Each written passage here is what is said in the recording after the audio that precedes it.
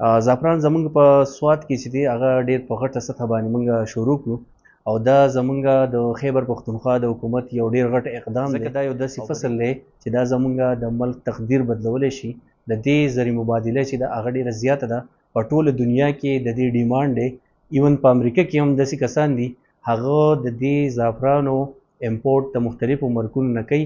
نو په هغې کې پوټنشل کم ملکونه چې دي زعفران 90% په دنیا کې چې دي هغه په ایران کې کیږي او 3% چې دی هغه افغانستان کې کیږي، 3-4% چې دی هغه په کشمیر کې کیږي، نور په سپین کې 2 یا 2.5% کیږي، خو هغه دومره ښه کوالټي والا نه. نو زمونږ ملک چې دی هغې له خدای پاک داسې ډایورسفاید داسې یو ډېر ښکلی انوایرمنټ یا ماحول ورکړی دی چې په دې کې هر قسم فصل، هر قسم په دې کې د کرلو د صلاحیت موجود دی. زمونږ ځمکه، زمونږ اوبه، زمونږ آب و هوا او خاص طور زمونږ زمیندار چې دی هغه ډېر زیات محنتي دی. نو انشاءالله زمونږ امید دی چې زمونږ دا کم ځایونه چې په کم باندې مونږ زعفران کوو په 114 کنال په لوور سوات کې، دا به کامیابي. زمونږ به انشاءالله زمیندارو سره مکمل سپورټ وي او د زمیندارو په تعاون سره به دا پروجیکټ چې دی مونږ انشاءالله کامیابو.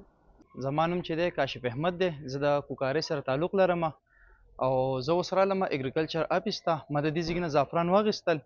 دا په سوات کې په اولنۍ پیره باندې دا زعفرانو دا کم ویش دی دا په اولنۍ پیره باندې وشو.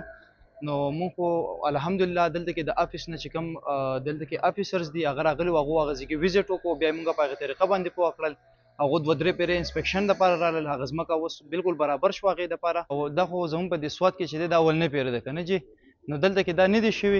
اوس مونږ دا اولنی پروجیکټ دی چې یاره دا مونږ کوشش به کوو، مونږ پکې سپیشلی ډېر زیات انټرسټډ یو، مونږ هم انټرسټډ یو او د کوم د افیسر چې دي دوی هم انټرسټډ دي. مونږ وایو چې کم د زعفران دی یو خو د دې د قیمت ډېر زیات سیوا دی، بل دا دی د زعفرانو فایده چې کوم ده هغه 1/3 باندې ده. که مونږ د زعفرانو یو ځای کې مونږ جوار کړي، غنم کړي دي یا بل څه ونې بوټي نه حل کړي دي، نو هغه مونږ له دومره فایده نشي راکولی لکه څومره چې مونږ له زعفران نه کوي.